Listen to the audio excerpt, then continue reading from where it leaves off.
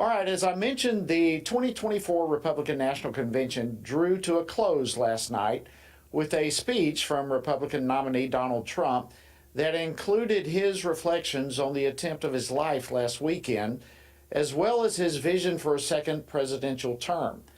President Trump and the Republican Party pushed a theme of unity throughout the entire week, and it was powerful. It certainly was a stark contrast to the chaos among Democrats, as President Biden, frankly, is clinging to his tenuous grip as that party's presumptive nominee. Well, how will voters respond to this tale of the two parties? Well, joining me now to discuss this is Congressman Keith Self. He was in Milwaukee this week. He serves on the House Committee on Foreign Affairs as well as the Veterans Affairs Committee, and he represents the 3rd Congressional District of Texas. Congressman Self, always great to see you. Welcome back to Washington Watch. Great to be here, Jody. Great to be home in Texas. No place like home. Absolutely. Oh, well, let's start with this. Your reaction, your overall reaction to the events that took place in Milwaukee. Well, it was an extremely exciting time. J.D. Vance introducing himself to the nation, I thought was good. And then when you have Hulk Hogan and Kid Rock getting the crowd fired up for Trump, that's excitement. Quite a combo. It was palpable. It was palpable in the room. And then, as you've already alluded to, President Trump started out with a very sober, very measured, at times very emotional recounting of his Saturday. And I was there within 15, 20 yards of him, and it was obvious that it was an emotional time. I saw a man who now understands his mortality, if he did not before, understands the grace of God. I mean, that small movement of his head, as I've said, just 1 inch away from a changed nation.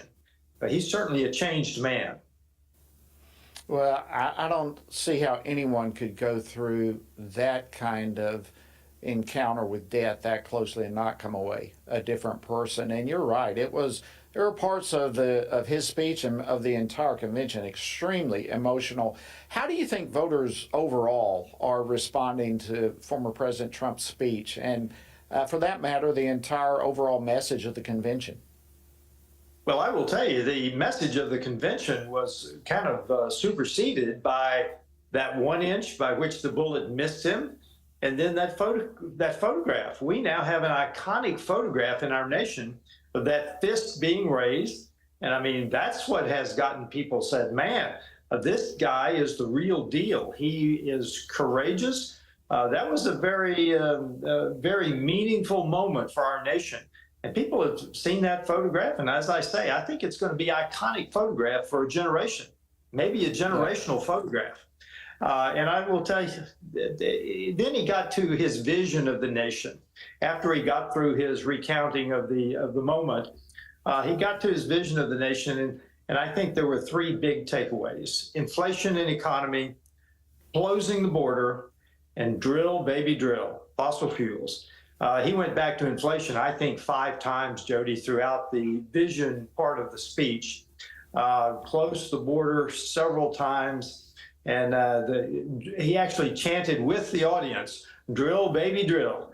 Energy is the foundation of civilization, human civilization, and I think he intends to drill, baby, drill. Well, there's no question that the crowd massively responded to that. And here we are. You look at the other side of the aisle, the left, of course. They hate, quite frankly, the spot that they found themselves in. Here they are with a candidate that they've lost confidence in, while their opposing side has coalesced around their candidate, and they just can't stand it. I don't know if you saw MSNBC's Joy Reid. She reacted to Trump's speech during a clip. In fact, let me just play this clip for you. Pull up clip 8 and play this. I'd like to get your reaction, Congressman Self.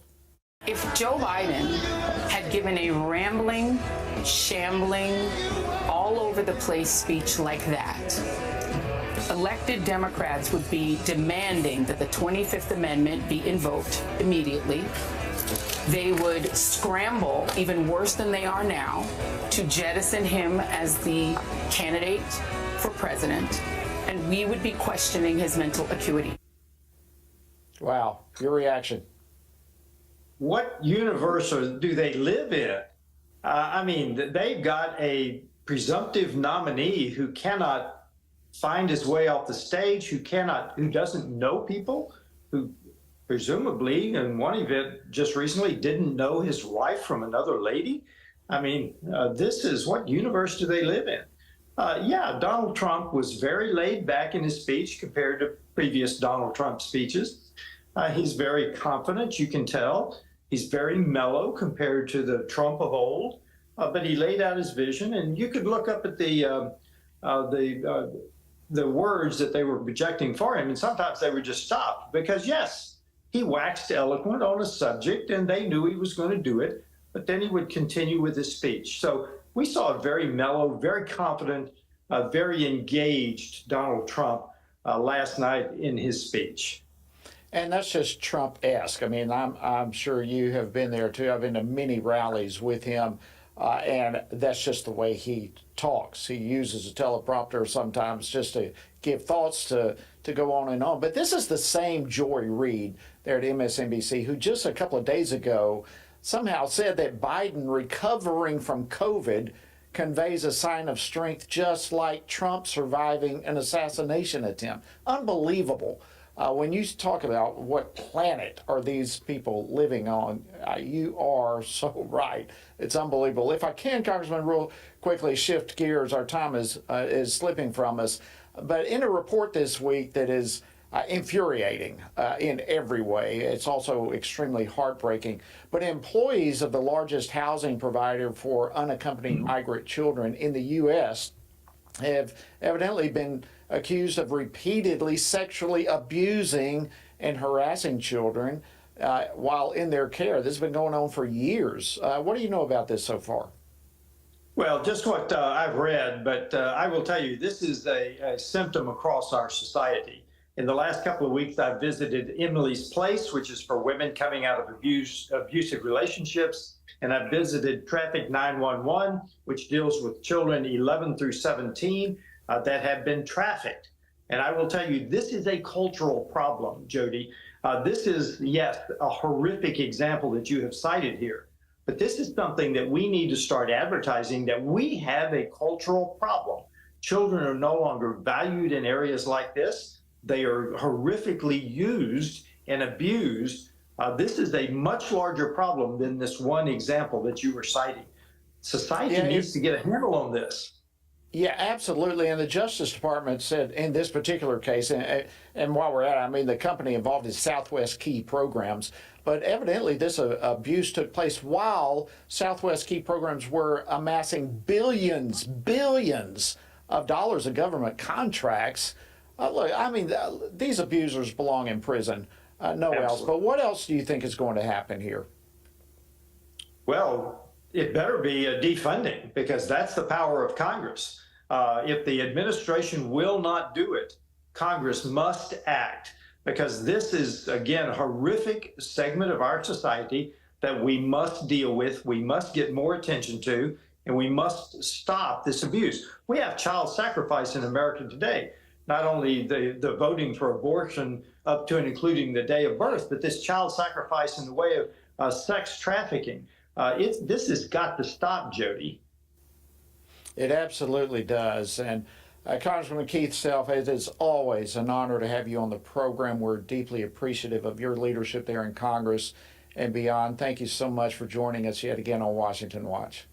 Thank you, Jody.